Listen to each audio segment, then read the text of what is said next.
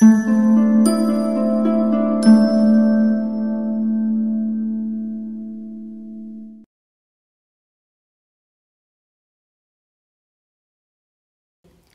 And very warm welcome. हमने वादा किया था हम मोबाइल नॉवल पर छोटी छोटी वीडियोस को लेकर आएंगे, तो आज हम लेकर आए हैं महिलाओं की समस्याओं को लेकर, यानी कि मोबाइल उपन्यास में महिलाओं से संबंधित किन किन समस्याओं को उठाया गया है, സ്ത്രീകളെ സംബന്ധിച്ചുള്ള എന്തൊക്കെ ഇഷ്യൂസാണ് ആ നോവലിൽ റേസ് ചെയ്തിരിക്കുന്നത്. അപ്പോൾ നമ്മൾ ഈ പോയിന്റ് ഓഫ് വ്യൂവിൽ ഡിസ്കസ് ചെയ്യുമ്പം നമ്പർ 1 കാംകാജി മഹിളയെ, ദാറ്റ് ഈസ് വർക്കിംഗ് വുമൺ, അവരുടെ ഇഷ്യൂസ് അതാണ് മെയിനായിട്ട്. കാരണം ഇതിലെ മെയിൻ ക്യാരക്ടേഴ്സ് വർക്കിംഗ് വുമൺ ആണ്. സോ നാച്ചുറലി കാംകാജി മഹിളാओं की समस्याएं. Then homemakers or what do you call ഹൗസ് വൈഫ്സ്, വീട്ടിലിരിക്കുന്ന സ്ത്രീകളുടെ, ജോലിയില്ലാതെ ഇരിക്കുന്ന വീട്ടിലിരിക്കുന്ന സ്ത്രീകളുടെ विषमंगल, അവരുടെ സൈക്കോളജിക്കൽ ഇഷ്യൂസ്. മുസ്ലിം महिलाओं की समस्याएं इसमें उठाई गई हैं. മറ്റ് സ്ത്രീകളെ അപേക്ഷിച്ച് മുസ്ലിം വനിതകൾക്ക് എന്തൊക്കെ ഇഷ്യൂസാണ്, റിലീജിയൻ ബേസ്ഡ് ആയിട്ടും അവർക്ക് ചില ഇഷ്യൂസ് ഫേസ് ചെയ്യേണ്ടി വരുന്നു, അത് ഇതിൽ മെൻഷൻ ചെയ്യുന്നുണ്ട്. സിംഗിൾ മദർ ഇഷ്യൂ, ഒറ്റയ്ക്ക് കുട്ടികളെ റേസ് ചെയ്യേണ്ട ഒരു സിറ്റുവേഷൻ വരുന്ന ഒരു നായികയാണ് ഇതിലെ Madhulika. So naturally single mother issue, അവരെങ്ങനെ അതിനെ നേരിടുന്നു, എത്ര ബോൾഡായിട്ട് അവർ ആ സിറ്റുവേഷൻ ഫേസ് ചെയ്യുന്നു, അതൊക്കെ നമുക്ക് ഈ ഒരു ചെറിയ വീഡിയോയിൽ കാണാം. ഓക്കെ, ഈ ഒരു ഷോർട്ട് വീഡിയോ കാണുമ്പം നിങ്ങൾക്ക് ഏതൊക്കെ ക്വസ്റ്റ്യൻസ് ഇതിനെ ബേസ് ചെയ്ത് ആൻസർ ചെയ്യാൻ പറ്റും എന്നത് ഈ വീഡിയോയുടെ എൻഡിൽ ഞാൻ പറയാം. നിങ്ങളുടെ പ്രീവിയസ് ഇയർ യൂണിവേഴ്സിറ്റി ക്വസ്റ്റ്യൻ പേപ്പറിനെ ബേസ് ചെയ്ത് ഏതൊക്കെ ക്വസ്റ്റ്യൻസ് നിങ്ങൾക്ക് ഈ ഒരു വീഡിയോ കാണുന്നതിലൂടെ ആൻസർ ചെയ്യാൻ പറ്റും എന്നത് ഞാൻ ഈ വീഡിയോയുടെ എൻഡിൽ പറയാം. So will quickly move to the working woman issue, कामकाजी महिलाओं की समस्याएं. नंबर 1, दफ्तर में स्त्रियों को किन किन समस्याओं का सामना करना पड़ता है. ഓഫീസിൽ വർക്കിംഗ് വുമണിന് എന്തൊക്കെ ഇഷ്യൂസാണ് ഫേസ് ചെയ്യേണ്ടി വരുന്നത്. അതിൽ തന്നെ ഫസ്റ്റ് ഇഷ്യൂ, कोलीग से दोस्ती रखना, यानी कोई गुनाह कर लिया हो, लड़कों से दोस्ती रखना. കൂടെ വർക്ക് ചെയ്യുന്നവരാകുമ്പം പല കാര്യത്തിനും മിങ്കിൾ ചെയ്യേണ്ടി വരും. അപ്പോൾ ആണും പെണ്ണും ആണെങ്കിൽ മിങ്കിൾ ചെയ്യുന്നത്, ബോയ്സും ഗേൾസും ആണെങ്കിൽ സൊസൈറ്റി എങ്ങനെ അവരെ ഒരു സംശയദൃഷ്ടിയിൽ നോക്കുന്നു. അപ്പോൾ ഇവിടെ ഈ ഒരു പബ്ലിഷിംഗ് ഹൗസിൽ വർക്ക് ചെയ്യുന്നവരായിരുന്നു മധു, ഫർഹത്ത്, ആദിത്യ ആൻഡ് വിനയ്. ഇവരുടെ ഒരു ടീമായിരുന്നു. വേറെ ഒരുപാട് പേരുണ്ടായിരുന്നു, പക്ഷേ ഇവരായിരുന്നു ഒരു ഗ്രൂപ്പ്. അപ്പോൾ ഇവർ ബോയ്സും ഗേൾസും ഒരുമിച്ച് മിങ്കിൾ ചെയ്യുമ്പോൾ ഒരുമിച്ച് ക്യാൻറ്റീനിൽ ഭക്ഷണം കഴിക്കുന്നു, അല്ലെങ്കിൽ ഒന്ന് ലിഫ്റ്റ് കൊടുക്കുന്നു, അല്ലെങ്കിൽ ഒരുമിച്ച് ഓഫീസിൽ നിന്ന് പുറത്തു പോകുന്നു. അപ്പോൾ എപ്പോഴും ഇവരെ ഒരു സംശയത്തിൻ്റെ ദൃഷ്ടിയിൽ നോക്കുന്ന एक ऐसा समाज. तो ये दफ्तर में स्त्रियों की एक समस्या है, सभी शक की नज़र से देखते हैं. ഇനി അത് സൊസൈറ്റിയുടെ ഔട്ട്സൈഡ് വേൾഡ് എങ്ങനെ ബോയ്സും ഗേൾസും ഒരുമിച്ച് ഫ്രണ്ട്ലി ആയിട്ട് ബിഹേവ് ചെയ്യുന്ന കാണുമ്പോൾ എങ്ങനെ ഒരു മെൻറ്റാലിറ്റി കീപ്പ് ചെയ്യുന്നു എന്നുള്ളത് ഈ നോവലിൽ കാണിക്കുന്നുണ്ട്, പറയുന്നുണ്ട്. അതേപോലെ തന്നെ ദോസ്തി ജബ് ലഡ്കോं से रखी जाती है तो कई मुसीबतें भी आती हैं. അത് ഇതിൽ പറയുന്നത്, മധു സെ ആദിത്യ കൈ ബാർ ഫ്ലേർട്ട് കർണേക്ക് കോശിഷ് കർത്താ ഹെ. അവർ ഒരു ടീമാണ്, കൊലീഗ്സാണ്, ഫ്രണ്ട്സാണ്. പക്ഷേ പല രീതിയിലും സംസാരത്തിൽ ആദിത്യ ചെറിയ രീതിയിൽ മധുവായിട്ട് അട്രാക്റ്റഡ് ആണെന്നുള്ള രീതിയിൽ ഫ്ലേർട്ടിങ് നടത്തും. ഓർ വിനയ്ക്ക് ക്യാ അവസ്ഥ തീ, വിനയ് ആക്ച്വലി മനസ്സുകൊണ്ട് മധുവിനെ വളരെയധികം ഇഷ്ടപ്പെട്ടിരുന്നു എന്ന് ഒരിടത്ത് പേജ് 26, ഞാൻ പേജ് കൂടെ മെൻഷൻ ചെയ്തു പോകാം, അപ്പോൾ നിങ്ങൾക്ക് പെട്ടെന്ന് റിലേറ്റ് ചെയ്യാൻ പറ്റും. വിനയ് ഇവിടെ പറയുന്നുണ്ട്, ഇവരുടെ ടീമിൽ നിന്ന് വ്യത്യസ്തനായ ഒരു വ്യക്തിയായിരുന്നു നവീൻ. നവീൻ ഒരു ബാങ്കിലെ പ്രൊബേഷണറി ഓഫീസറായിരുന്നു. യാദൃശ്യമായിട്ട് മധുവിനെ കണ്ടുമുട്ടുന്നു. അങ്ങനെ നവീനും മധുവും തമ്മിൽ അല്പം ഒരു ക്ലോസ് ആകുന്ന ഒരു ലക്ഷണം കണ്ടപ്പോഴാണ് മധുവിനോട് വിനയ് ഈ ഒരു കാര്യം വെളിപ്പെടുത്തുന്നത്. വിനയ്ക്ക് മധുവിനോടൊരു താല്പര്യം ഉണ്ട് എന്നത്. ഇവർ കാഷ്വലായിട്ട് മധുവും വിനയും മാത്രമുള്ള സമയത്ത് ഇവർ കാഷ്വലായിട്ട് ഓഫീസിൽ സംസാരിച്ചുകൊണ്ടിരുന്നപ്പോൾ മധു വിനയനോട് ഇങ്ങനെ ചോദിക്കും, ബത്താओ തുമ്നെ കഭി കിസി കോ പ്യാർ കിയാ ഹെ. ആ സമയത്താണ് വിനയ് ഇത് റിവീൽ ചെയ്യുന്നത്. ഹാ കോയി അച്ഛി ലഗ്തി थी, लेकिन जब तक उससे अपने दिल की बात कहता तब तक. എനിക്ക് ഒരു കുട്ടിയെ ഇഷ്ടമായിരുന്നു, പക്ഷേ എനിക്കത് റിവീൽ ചെയ്യാൻ പറ്റുന്നതിന് മുമ്പ് തന്നെ. ഇവിടെ എന്താ ഉദ്ദേശിക്കുന്നത്, മധു ആ സമയത്ത് നവീനുമായിട്ട് അടുത്ത് തുടങ്ങിയിരുന്നു. അപ്പം വിനയൻ അത് മനസ്സിന് വിഷമം ഉണ്ടാക്കി. വിനയ്ക്ക് ആക്ച്വലി മധുവിനോട് താല്പര്യം ഉണ്ടായിരുന്നു. പക്ഷേ ഇതറിഞ്ഞിട്ട് മധു പറയുന്ന മറുപടി എന്താണ്? मधु गंभीर होते हुए कहती है, विनय यह बात मेरे और तुम्हारे बीच रहेगी। हम साथी हैं, अच्छे दोस्त भी। जब तक यहाँ हूँ तब तक भी और कहीं चली गई तो भी। നമ്മൾ തമ്മിൽ ജസ്റ്റ് ഫ്രണ്ട്സ് ആകാനേ പറ്റുള്ളൂ. ഈ ഒരു കാര്യം വേറെ ആരോടും റിവീൽ ചെയ്യാനും പാടില്ല. നമ്മൾ രണ്ടുപേരും തമ്മിലുള്ള ഒരു സീക്രട്ടായിട്ട് ഇത് ഇരിക്കണം. ജബ് Tak യഹാ who തബ് Tak Bhi my Tumhari ദോസ്ത് രഹൂംഗി. ഞാൻ എവിടെയെങ്കിലും പോയി കഴിഞ്ഞാലും നിന്നുമായിട്ട് ഫ്രണ്ട്ഷിപ്പ് ഞാൻ കീപ്പ് ചെയ്യും. പക്ഷേ അതിനപ്പുറം ഒരു റിലേഷൻഷിപ്പ്, വിനയായിട്ട് ഒരു റിലേഷൻഷിപ്പിന് മധുവിന് തീരെ താല്പര്യം. കാരണം മധുവിൻ്റെ ഒരു സങ്കല്പത്തിൽ ഒരിക്കലും ഒരു തൻ്റെ ലൈഫ് പാർട്ട്ണറായിട്ട് വരുന്നൊരു വ്യക്തി വിനയനെ പോലെ ഒരു വ്യക്തി ആയിരിക്കണമെന്ന്. ഫ്രണ്ട്സാണ്, കൊലീഗ്സാണ്, ഒരേ അടുത്ത് വർക്ക് ചെയ്യുന്നു, ഫ്രണ്ട്ലിയാണ്. പക്ഷേ അതിനപ്പുറം ഒരു ബന്ധത്തിന് മധുവിന് താല്പര്യം ഇല്ലായിരുന്നു. അപ്പോൾ ഇതും ഒരു കാംകാജി ലड़कियों की एक समस्या है. जैसे कहा जाता है कि एक लड़का और लड़की में केवल दोस्ती वो संभव नहीं है, कभी ना कभी वो ലിമിറ്റ് പാർ കർ ജാത്തി ഹെ. അത് പ്രൂവ് ചെയ്യുന്ന ഒരു സിറ്റുവേഷനാണിത്. ഇവർ തമ്മിൽ ഫ്രണ്ട്സ് ആണെങ്കിലും വിനയന് ഉള്ളിൽ മധുവിനോട് താല്പര്യം ഉണ്ടായിരുന്നു. तो ये मुद्दा उपन्यास में उठाया गया है कि आज भी समाज में ये है कि एक लड़का और एक लड़की केवल दोस्त नहीं हो सकते. ओके. उपन्यास में कामकाजी महिलाओं से संबंधित दूसरी समस्या जो उठाई गई है वो है शहर में മക്കാൻ ലേക്കർ രഹനെ जो दिक्कत आती है वो आज भी है. ലേഡീസ് മാത്രമാണെങ്കിൽ അവർക്ക് വീട് വാടകയ്ക്ക് കിട്ടാൻ ഭയങ്കര ബുദ്ധിമുട്ടാണ്. കാരണം എന്താണ്? ഡർ ലഗാ रहता है, क्योंकि लोगों को हमेशा ये डर लगा रहता है कि ये नौकरी के कवर में क्या क्या धंधे चलाती हूँ. അത് പേജ് 67. ഞാൻ പേജ് മെൻഷൻ ചെയ്യുന്നത് പെട്ടെന്ന് റിലേറ്റ് ചെയ്യാൻ വേണ്ടിയാണ്. മധുവും ഫർഹത്തും ഒരു അപ്പാർട്ട്മെൻറ്റിലേക്ക് മാറുമ്പോൾ വളരെ ടെൻസ്ഡ് ആയിരുന്നു. കാരണം സമൂഹം എങ്ങനെയാണ് വിചാരിച്ചിരുന്നത്? ഏക് ഹിന്ദു ഓർ ഏക് മുസൽമാൻ പത്താ നഹീ ക്യാ കർത്തി ഹൂँ, नौकरी के कवर में क्या क्या धंधे चलाती हूँ. दिल्ली में ऐसा होना बहुत आम बात थी. ജോലിയുള്ളവരാണ്, വർക്കിംഗ് വുമൺ ആണെന്നും പറഞ്ഞ് വീടൊക്കെ എടുക്കും. ഇവർ ജോലിയുടെ പേരിൽ വേറെ എന്തൊക്കെ ബിസിനസ്സാണ് നടത്തുന്നത് എന്ന് ആർക്കറിയാം. അതുപോലെ ഇങ്ങനെ സ്ത്രീകൾക്ക് മാത്രമായിട്ട് വീട് കിട്ടാൻ വളരെ ബുദ്ധിമുട്ടാണ്. ഇനി വീടെടുത്താൽ തന്നെയും ഉनको ഹമേഷ ഡർ ലഗാ रहता है. ഒറ്റയ്ക്ക് താമസിക്കുമ്പം, പുരുഷന്മാരില്ലാതെ താമസിക്കുമ്പോൾ എപ്പോഴും ഒരു चोरों का डर लगा रहता है. दूसरी तरफ से कोई सोशल अटैक का डर लगा रहता है. അതും ഇതിൽ ഒരിടത്ത് പറയുന്നുണ്ട്. തൊട്ടടുത്ത വീട്ടിൽ ഡക്കയത്തി നടന്നു. ഡക്കയത്തി മീൻസ് കൊള്ളയടിച്ചുകൊണ്ട് പോയി. തൊട്ടടുത്ത് ഇവർ താമസിച്ചിരുന്ന തൊട്ടടുത്ത വീട്ടിൽ ഒരു പ്രായം ചെന്ന അപ്പൂപ്പനും അമ്മൂമ്മയും മാത്രമേ ഉള്ളായിരുന്നു. അപ്പോൾ ഇവർക്കും അത് കേൾക്കുമ്പോൾ വളരെ പേടിയാണ്. കാരണം ഇവർ പ്രായം ചെന്ന നല്ല ചെറുപ്പക്കാരാണ്, പക്ഷേ പറഞ്ഞിട്ട് കാര്യമില്ല, പെൺകുട്ടികളാണ്. അപ്പോൾ ഒറ്റയ്ക്കാവുമ്പോൾ ഇവർക്ക് എപ്പോഴും ടെൻഷനാണ്. ये भी कामकाजी स्त्रियों की एक समस्या है, क्योंकि नौकरी के लिए उन्हें दूसरे शहर में रहना पड़ रहा है. എന്ന് മാത്രമല്ല, ഇവർ താമസിക്കുന്ന ഇപ്പം പെൺകുട്ടികൾ മാത്രം ഒരു വീടെടുത്ത് താമസിക്കുകയാണെങ്കിൽ അവർ വരുന്നതും പോകുന്നതും എല്ലാം സമൂഹം വളരെ സൂക്ഷ്മമായിട്ട് ക്യാമറ കണ്ണിൽ നിരീക്ഷിക്കും. കാരണം അവർ പറയുന്നത് ആപ് ലോഗോं का कुछ पता नहीं चलता, कब आती हैं कब जाती हैं. ഇവരുടെ നെയ്ബേഴ്സ് പറയുന്നതാണ്. കാരണം നിങ്ങൾ എപ്പം വരുന്നു എപ്പോൾ പോകുന്നു നിങ്ങളെ ഒന്ന് സംസാരിക്കാൻ പോലും പറ്റുന്നില്ലല്ലോ. അപ്പോൾ ഈ ഹൗസ് വൈഫ്സ് ആയിട്ടിരിക്കുന്ന സ്ത്രീകൾ തന്നെ ഇങ്ങനത്തെ കമൻറ്റാണ് പറയുന്നത്. ആപ് ലോഗോं का कुछ पता नहीं चलता, कब आती हैं कब जाती हैं.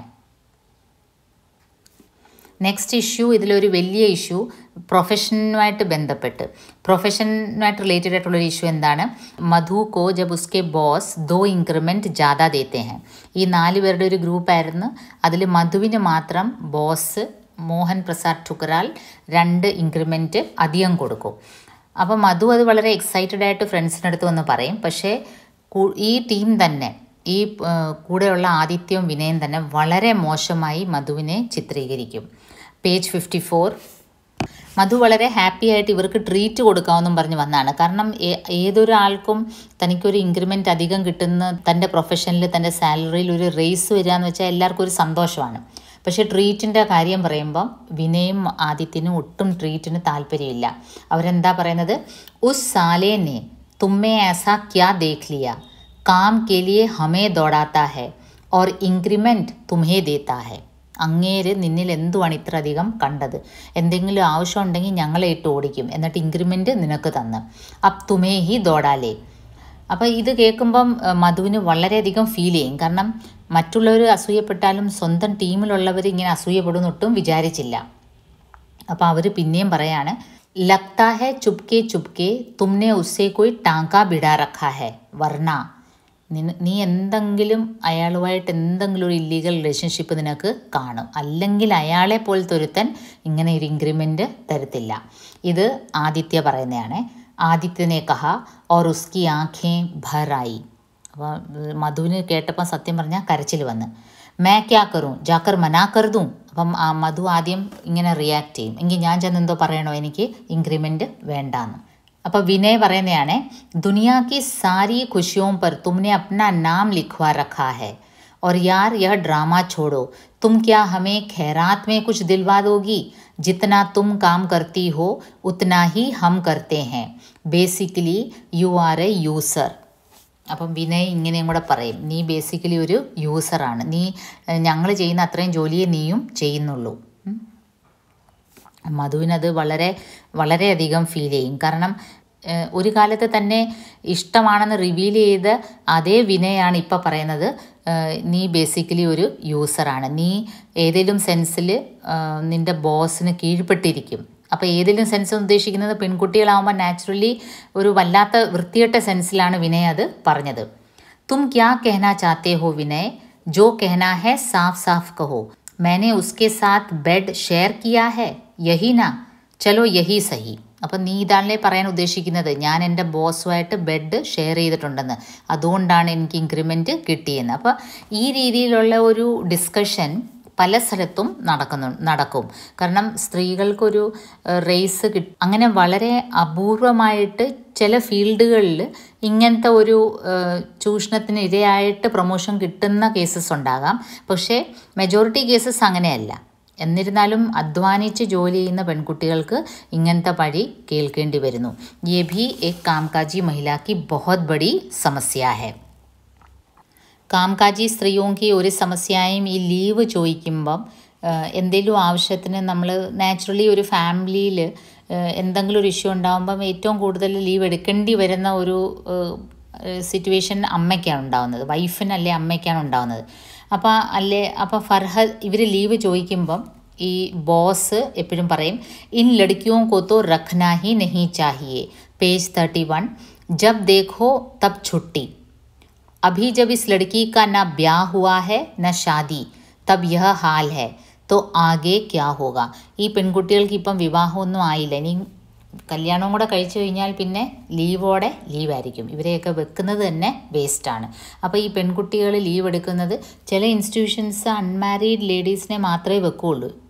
വിവാഹം കഴിച്ചാൽ അവരെ ഒരു ബ്ലാക്ക് ലിസ്റ്റ്, വിവാഹം കഴിക്കുന്നത് എന്തോ പോരായ്മ പോലാണ്, അവരെ അപ്പോഴെ തന്നെ ജോലിയിൽ നിന്ന് ഇറക്കും. കാരണം വിവാഹത്തോടനുബന്ധിച്ച് പിന്നെ അത് കഴിഞ്ഞ് പ്രസവാവധി അങ്ങനെ പല പല ലീവ്സ് എടുക്കേണ്ടി വരും. പിന്നെ കുഞ്ഞിന് സുഖമില്ല, ആ പേര് ഈ പേരും പറഞ്ഞ്.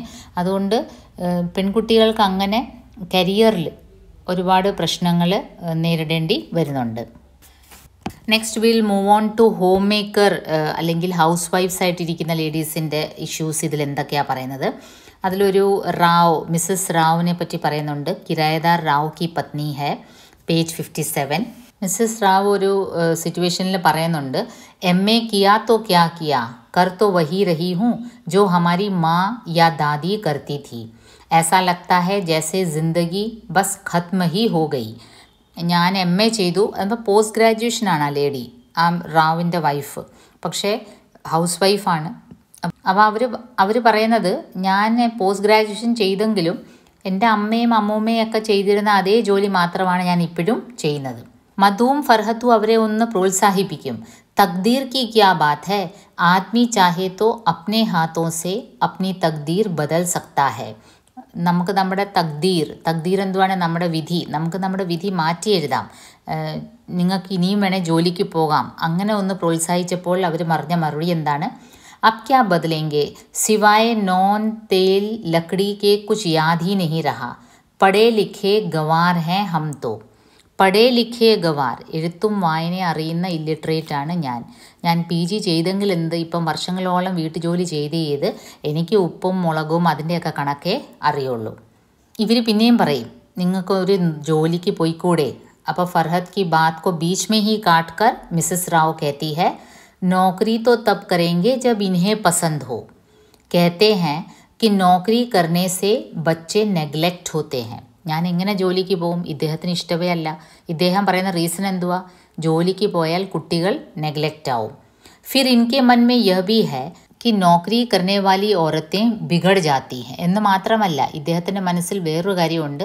ജോലിക്കൊക്കെ വിട്ടാൽ പെണ്ണുങ്ങൾ അങ്ങ് വഷളാവും. ഒരു വശത്ത് ബേട്ടി ബച്ചാവോ ബേട്ടി പഠാവോ ആന്തോലൻ നടക്കുന്നു, മറുവശത്ത് പഠേ ലിഖി ബേട്ടിയാം ജോലിക്ക് പോകാനൊക്കാതെ ഇതുപോലെ വീട്ടിൽ തടങ്കലിലായിട്ട് ആ പഠിച്ചതൂടെ മറന്നു പോകുന്ന ഒരു അവസ്ഥ. वो भी एक महिलाओं की समस्या है क्योंकि नौकरी करना पति को पसंद नहीं. कारण भी वो बताते हैं कि नौकरी करने वाली लड़कियां बिगड़ जाती हैं. देन मुस्लिम स्त्रियों की समस्याएं इसमें उठाई गई हैं. मुस्लिम के കഥാപാത്രമാണ് ഫർഹത്ത്. അപ്പോൾ ഫർഹത്ത് की माँ അങ്ങനത്തെ ഒരു സിറ്റുവേഷനിൽ ഫർഹത്തിൻ്റെ മാടെ സിറ്റുവേഷൻ ലൈഫ് സിറ്റുവേഷൻ എന്താണ്? ഹസ്ബൻഡ് അവരെ വിട്ടിട്ടങ്ങ് ഉപേക്ഷിച്ച് പോവുക ചെയ്തത്. എന്നിട്ട് സ്റ്റേറ്റ്സിൽ പോയിട്ട് വേറെ സ്ത്രീയായിട്ട് സെറ്റിലായി ഫാമിലിയായിട്ട് താമസിക്കുകയാണ്. तो फरहत की माँ एकदम निസ്സഹായ हो जाती है. ഫർഹത്ത് की माँ പോലെ തന്നെ ഒരുപാട് സ്ത്രീകൾ മുസ്ലിം സമുദായത്തിൽ ഇങ്ങനെ ഭർത്താക്കന്മാർ ഉപേക്ഷിച്ചിട്ട് പോയാൽ അവർ വളരെ നിസ്സഹായ അവസ്ഥയിൽ ആയി പോകുന്ന സ്ത്രീകൾ ഉണ്ട്.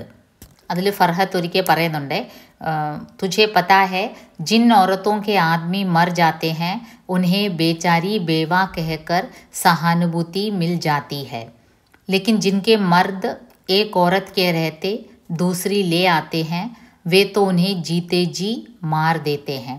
ഭർത്താവ് മരിച്ചു പോവുകയാണെങ്കിൽ സമൂഹം അറ്റ്ലീസ്റ്റ് അവരെ ബേച്ചാരി ബേവ, അയ്യോ വിധവയാണല്ലോ പാവം ഭർത്താവില്ലല്ലോ എന്ന് പറഞ്ഞ് അല്പം സഹാനുഭൂതിയെങ്കിലും കാണിക്കും, അല്പം ദയെങ്കിലും കാണിക്കും. ലേക്കിൻ പക്ഷേ ഭാര്യ ജീവിച്ചിരിക്കെ ഭർത്താവ് വേറെ സ്ത്രീകളുടെ പോവുകയാണെങ്കിൽ അവർക്ക് അങ്ങനത്തെ ഒരു സഹാനുഭൂതി പോലും കിട്ടത്തില്ല. इन औरतों की मुसीबतें दुख तकलीफ़ बांटने वाला कोई नहीं होता, बल्कि जीते जी यह कह कह कर मार डालते हैं कि ज़रूर इस औरत में ही कोई कमी होगी. ഇവരോട് ആരും ഒരു സിമ്പത്തിയോ സിമ്പത്തൈസോ ഒന്നും ചെയ്യത്തില്ല എന്ന് മാത്രമല്ല അവരെ ഇങ്ങനെയും കൂടെ കുറ്റപ്പെടുത്തും. ഈ സ്ത്രീയുടെ കയ്യിൽ എന്തെങ്കിലും കുഴപ്പം കാണും, അതായിരിക്കും അയാൾ വേറെ സ്ത്രീ അന്വേഷിച്ച് പോയത്. ഫർഹത്തിൻ്റെ അമ്മയുടെ സിറ്റുവേഷനും അതുപോലെയായിരുന്നു. അതിൽ ഫർഹത്ത് എടുത്തു പറയുന്നുണ്ട്, कम से कम हिंदू औरत को कानून का तो सहारा मिलता है कि मर्द एक औरत के रहते दूसरी नहीं ला सकता. ഹിന്ദു മാരേജ് ആക്ടിൽ അങ്ങനെയെങ്കിലും ഒരു സപ്പോർട്ട് സ്ത്രീകൾക്കുണ്ട്. വൈഫ് ജീവിച്ചിരിക്കുകയാണെങ്കിൽ വേറെ കെട്ടാൻ ഒക്കില്ല എന്നുള്ളത്. പക്ഷേ യഹാ തോ കാനൂൻ और पुलिस के पास जाएंगे तो वे ठेल कर उन्हीं मौलवियों के पास भेज देंगे जहाँ से बचकर भागे थे. പക്ഷേ ഇവിടെ നിയമത്തിനടുത്തേക്ക് പോകുമ്പോൾ ഈ മുസ്ലിം സ്ത്രീകളെ, ഭർത്താക്കന്മാർ ഉപേക്ഷിച്ച സ്ത്രീകളെ അവർ എല്ലാം കൂടെ പോലീസും നിയമവും എല്ലാം കൂടെ തള്ളി ഈ മൗലവിമാരുടെ അടുത്തേക്ക് തന്നെ വിടും. മൗലവി എന്താ പറയുന്നത്? ക്യാ ഹുവാ കി ജോ ദൂസരി ലേ ആയാ ഖൈറിയത്ത് മനാओ കി ദോ ഓർ നഹീ ലായ. അയാൾ വേറൊരു ഭാര്യയെ കൊണ്ടുവന്നു വെച്ച് എന്താണ്, നീ സമാധാനിക്ക്, 2-3 എണ്ണത്തിനെയും കൂടെ കൊണ്ടുവന്നില്ലല്ലോ എന്ന്. അങ്ങനെ മുസ്ലിം സമുദായത്തിലെ ചില ഇഷ്യൂസ് അധികമായിട്ട് സ്ത്രീകൾക്ക് ഫേസ് ചെയ്യേണ്ടി വരുന്ന ഒരു കാര്യമാണിതിൽ പറയുന്നത്. ഈ സിറ്റുവേഷനൊക്കെ കണ്ടിട്ട് ഫർഹത്ത് ആക്ച്വലി വിവാഹം തന്നെ വേണ്ടാന്ന് തീരുമാനിക്കും. കാരണം തൻ്റെ അമ്മയുടെ അവസ്ഥ, ഒരു ബാല്യകാലത്തിൽ തൊട്ട് തന്നെ അച്ഛൻ്റെ ഈ രീതിയിലുള്ള പെരുമാറ്റം കണ്ട് ഫർഹത്തിൻ്റെ മനസ്സിൽ പുരുഷ സമൂഹത്തോട് തന്നെ ഒരു വെറുപ്പായിരുന്നു. ഒരിക്കൽ മധുവിൻ്റെ അമ്മ ഫർഹത്തിനെ ഉപദേശിക്കാൻ നോക്കും, മോളെ ഒരു വിവാഹമൊക്കെ കഴിക്കണ്ടേ. അപ്പോൾ ഫർഹത്ത് പറയുന്നതാണ്, ഫർഹത്ത് ने जवाब दिया, उसने कहा आंटी कम से कम मुझे भरोसा तो होगा कि मेरा दुनिया में कोई नहीं है और जो कुछ मुझे करना है खुद करना है. फिर इस इतनी बड़ी दुनिया में लाखों लोग ऐसे होंगे जिनका कोई नहीं है. ഞാൻ ഒറ്റയ്ക്കാണെങ്കിലും എനിക്ക് അത് സ്വീകാര്യമാണ്, എനിക്ക് അറ്റ്ലീസ്റ്റ് ഉറപ്പാണ് ഞാൻ എൻ്റെ കാര്യം ചെയ്യാൻ ഞാൻ മാത്രമേ ഉള്ളൂ എന്നുള്ളത്. കാരണം ഫർഹത്തിന് ലൈഫിൽ അങ്ങനത്തെ കൈപ്പേറിയ അനുഭവങ്ങളാണ് അച്ഛനിൽ നിന്ന് ഉണ്ടായത്. ചെറുപ്രായത്തിൽ തന്നെ അച്ഛൻ ഉപേക്ഷിച്ച് പോയ ഒരു അവസ്ഥയായിരുന്നു. ഫർഹത്തിൻ്റെ ഈ ഒരു അവസ്ഥയ്ക്ക് കാരണം വിവാഹത്തിനോട് തന്നെ ഒരു വൈമുഖ്യം. അതിൻ്റെ കാരണം എന്താണ്? പേജ് 31. अपने पिता को देख देख कर जैसे उसकी आदमियों से दिलचस्पी खत्म हो गई തൻ്റെ അച്ഛൻ്റെ പെരുമാറ്റം, ആ ഒരു ക്രൂരമായ ഒരു മനസ്സ്, അങ്ങനെ ഉപേക്ഷിക്കാൻ തോന്നിയ ഒരു മനസ്സ് കണ്ട് ഈ പുരുഷന്മാരോട് തന്നെ ആകമൊത്തം ഒരു താല്പര്യമില്ലായ്മയായിരുന്നു ഫർഹത്തിന്. क्यों उसे लगता कि शादी करके उसकी माँ को ही क्या मिला जो उसे मिलेगा. ഈ വിവാഹം കഴിക്കുന്ന എല്ലാവരും നിർബന്ധിക്കുന്നു. പക്ഷേ ആക്ച്വലി വിവാഹം കഴിച്ചാൽ എന്താണ് പ്രത്യേകിച്ച് നേട്ടമൊന്നും ഇല്ല. Last issue single mother issue ആണ്. ഭാവനാओं के आवेग में भटकने वाली മധു. ഇമോഷണലായി ചിന്തിച്ച് പയ്യനെ പറ്റി അധികം അറിയുന്നതിന് മുമ്പ് തന്നെ ഒരു റിലേഷൻഷിപ്പിൽ ഏർപ്പെടുന്നു. അങ്ങനെയാണ് നവീനുമായിട്ട് മധു വളരെയധികം ക്ലോസ് ആവുന്നത്. വളരെ പെട്ടെന്നും വളരെ അധികവും ക്ലോസ് ആവുന്നു. नवीन के बारे में वो ज़्यादा कुछ जानती नहीं थी, फिर भी उसके साथ रिलेशनशिप में वो बंध जाती है और प्री मैरिटल सेक्स में हिस्सेदार होती है. और जब अपनी माँ से नवीन को मिलवाना चाहती है तो नवीन एकदम से गायब हो जाता है. മധു ആക്ച്വലി വിചാരിച്ചിരുന്നത് എല്ലാ പെൺകുട്ടികളെ പോലെയും നവീനുമായിട്ട് വിവാഹം കഴിച്ച് സെറ്റിലാവണമെന്നാണ് ആഗ്രഹിച്ചിരുന്നത്. നവീനെ സൂക്ഷിക്കണം, നവീനുമായിട്ട് ഇത്രയും പെട്ടെന്ന് അടുക്കാൻ പാടില്ല എന്ന് ഫർഹത്ത് പല പ്രാവശ്യവും വാൺ ചെയ്തതാണ്. പക്ഷേ ആ സമയത്തൊക്കെ മധു വളരെ ഇമോഷണലായിട്ടാണ്, പ്രാക്ടിക്കലി ചിന്തിച്ചില്ല. വളരെ ഇമോഷണലായിട്ട് എനിക്ക് നവീൻ്റെ ഈ ഒരു സ്ട്രെയിറ്റ് ഫോർവേഡ്നെസ്, ഈ ഒരു വാശി, ഇതെല്ലാം എനിക്ക് വളരെ ഇഷ്ടമാണ്, എനിക്ക് നവീനിൽ ഞാനൊരു ഫ്യൂച്ചർ കാണുന്നു എന്നൊക്കെ പറഞ്ഞ് മധു വളരെ എക്സൈറ്റഡ് ആയിരുന്നു. അപ്പം നവീൻ പക്ഷേ പെട്ടെന്ന് അങ്ങ് ചീറ്റ് ചെയ്യായിരുന്നു. മധുവിൻ്റെ അമ്മ വന്നിട്ടുണ്ടായിരുന്നു. അപ്പം നവീനെ മീറ്റ് ചെയ്യിപ്പിക്കാമെന്ന് വെച്ച് നോക്കുമ്പോൾ നവീൻ വരത്തില്ല. ഫോണും എടുക്കത്തില്ല. ഓഫീസിൽ അന്വേഷിക്കുമ്പോൾ അയാൾക്ക് എപ്പോഴേ ട്രാൻസ്ഫർ അയാൾ പോയി കഴിഞ്ഞെന്ന് പറയും. അപ്പം മധുവിനോടൊരു വാക്കുപോലും പറയാതെ അയാൾ സിറ്റി ലീവ് ചെയ്യും. തബ് മധു को पता चलता है कि नवीन तो शहर से चला गया और बिना बताई ही वो खिसक गया. लेकिन ഇവിടെയാണ് ഈ കഥയിലെ ഒരു ട്വിസ്റ്റ്. മധു നവീൻ की खोज में भटकती नहीं है. തന്നെ ചീറ്റ് ചെയ്ത് പോയി, തന്നോട് പറയാതെ പോയി, തന്നെ അവോയ്ഡ് ചെയ്ത് പോയി എന്ന് അറിഞ്ഞ നിമിഷം തന്നെ മധുവിന് വേണമെങ്കിൽ ട്രേസ് ചെയ്ത് നവീൻ പോയ ബാങ്കിൽ പോയി, ആ സിറ്റിയിൽ പോയി നവീനെ കണ്ടുപിടിക്കായിരുന്നു. പക്ഷേ അങ്ങനത്തെ സ്റ്റെപ്പൊന്നും മധു എടുത്തില്ല. കാരണം അയാളൊരു ബാങ്ക് ഓഫീസറായിരുന്നു. അപ്പോൾ നാച്ചുറലി ബാങ്കിലെ നെക്സ്റ്റ് ശാഖയിലേക്കായിരിക്കും പോയത്, ട്രാൻസ്ഫർ ആയത് നെക്സ്റ്റ് സിറ്റിയിലേക്ക്. ഇൻഫർമേഷൻ കിട്ടാവുന്നതേ ഉള്ളായിരുന്നു ബാങ്കിൽ നിന്ന്. പക്ഷേ മധു ആ രീതിയിൽ നവീൻ്റെ പുറകെ പോയില്ല.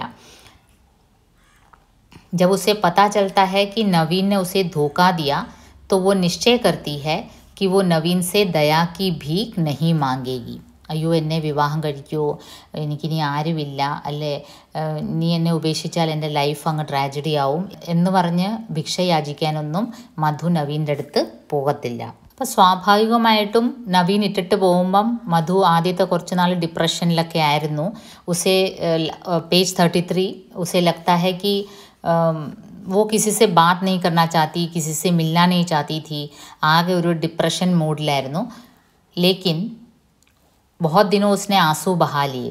इतने दिनों में इतने आंसू बहा दिए उसने, इतने दुख, आत्मग्लानि और शोभ से गुजरी है वह कि चीज़ों ने अपने अर्थ खो दिए हैं. उसके लिए मन की कोमलता खत्म हो गई.